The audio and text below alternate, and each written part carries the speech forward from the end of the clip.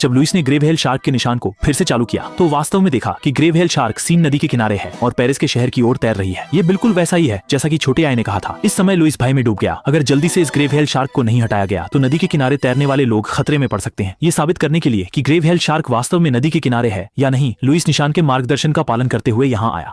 सामान्यतः grave hello shark मीठे पानी के क्षेत्र में जीवित नहीं रह सकती, या फिर यह हो सकता है कि निशान यहाँ आ गया हो। जल्दी ही एक भटकते व्यक्ति के निवास स्थान पर पहुंच गए, लेकिन वहां किसी के होने के संकेत नहीं मिले। इस समय पास का छोटा कुत्ता नदी के किनारे की ओर भौंकने लगा, जैसे नदी में कोई हो। संवेदनशील लुइस को जल्द ही एहसास हुआ कि अगर निशान बहकर आया होता तो यहाँ नहीं रुकता, लेकिन विभिन्न सूचनाओं से यह भी साबित हुआ कि यहाँ सच में शार्क मौजूद है।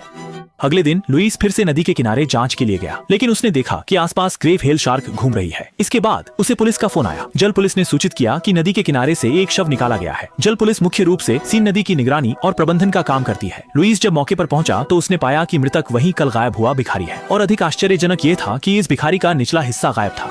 पुलिस अधिकारी ने अनुमान लगाया कि यह किसी प्रकार के जीव के कारण हो सकता है, इसलिए उन्होंने पूर्व समुद्री विशेषज्ञ लुइस और समुद्री जीवों से परिचित शाओआई को बुलाया। दांतों के निशान देखकर उन्होंने अनुमान लगाया कि यह किसी बड़े जीव के कारण हुआ है। इसके तुरंत बाद लुइस ने पुलिस अधीक्षक को वास्तविकता की जानकारी दी और सुझाव दिया कि जल्द से जल्द जलद्वार बंद कर इस शार्क को खत्म किया जाए। लेकिन पुलिस अधीक्षक ने न केवल उन पर विश्वास नहीं किया, बल्कि तुरंत अपने अधीनस्थों को नदी के तल की जांच के लिए भेज दिया।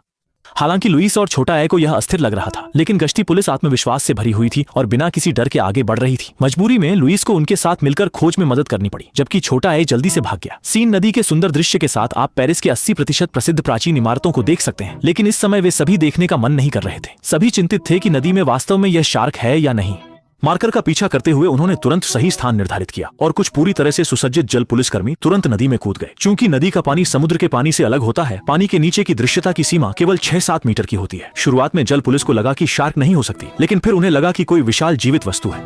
किनारे पर खड़े होकर निरीक्षण कर रहे छोटे आय को थोड़ी बेचैनी हो रही थी। उसे चिंता थी कि शार्क को पानी के पुलिसकर्मियों से चोट लग सकती है, इसलिए उसने चुपके से जैविक संरक्षण संगठन को सूचित किया ताकि वह हैकर तकनीक का उपयोग करके शार्क के निशान को काट सके, जिससे शार्क की छिपने की जगह को मदद मिल सके। इसी दौरान लुइस ने तुरंत शार्क के निशान को काट दिया और जल्दी से पुलिस को पानी के पुलिसकर्मियों को सूचित करने के लिए बुलाया।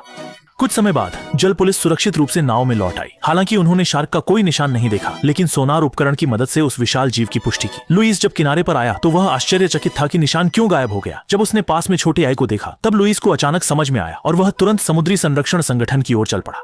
लुइस ने पूछा कि छोटे आय ने ऐसा क्यों किया। छोटे आय ने कहा कि उन्होंने जो कुछ भी किया वह इस शार्क की रक्षा के लिए था और वह सभी को इसके संरक्षण के लिए बुलाना चाहता है। लुइस यह सुनकर बहुत हैरान हुआ। समुद्री जीवों की रक्षा करना सही है, लेकिन यह एक शार्क है जो पेरिस की नदी के लिए खतरा है। दृश्य बदलता है। पुलिस ने नेतृत्व को रिपोर्ट किया कि नदी में एक शार्क घुस आई है और उन्हें लगता है कि लुइस की रणनीति अपनानी चाहिए, तुरंत खोज करनी चाहिए और खतरे को खत्म करना चाहिए।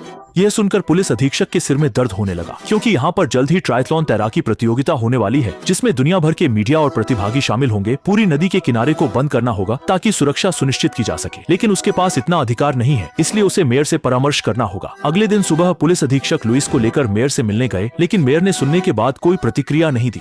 उसे और अधिक चिंता इस बात की है कि कुछ दिनों बाद होने वाले इस आयोजन के बारे में। इस बार की गतिविधि ने न केवल 17 अरब की धनराशि खर्च की है, बल्कि यह पेरिस को वैश्विक स्तर पर प्रदर्शित करने के लिए एक महत्वपूर्ण पहचान है। अगर इस समय कुछ समस्या होती है तो उसकी मेयर की स्थिति भी नहीं बच पाएगी। लेकिन लुइस ने फिर भी चेतावनी दी कि अगर आयोजन को जारी रखने पर जोर दिया गया तो यह आयोजन एक बड़े नरसंहार में बदल सकता है। लेकिन मेयर ने यह कहकर खारिज कर दिया कि वह ऐसी बातों की परवाह नहीं करते। भले ही प्रतियोगिता में कोई समस्या हो तो वह उनकी लापरवाही होगी। यह देखकर कि मेयर को मनाना असंभव है, पुलिस अधिकारी और अन्य लोग निराश होकर चले गए। चूंकि निर्णयकर्ता नदी के हिस्से को बंद करने के पक्ष में नहीं थे, इसलिए सभी ने मिलकर इस ग्रेव हेल शार्क को हटाने की योजना बनाई। जैसे ही वे कार्रवाई करने वाले थे, एक आपात स्थिति अचानक आ गई। पहले के संरक्षण जीव संगठन के लोग आए और दावा किया कि वे शार्क के निशान को सक्रिय कर सकते हैं, लेकिन देखा कि ग्रेव हेल शार्क पहले ही पेरिस के भूमिगत जलाशय में प्रवेश कर चुकी है।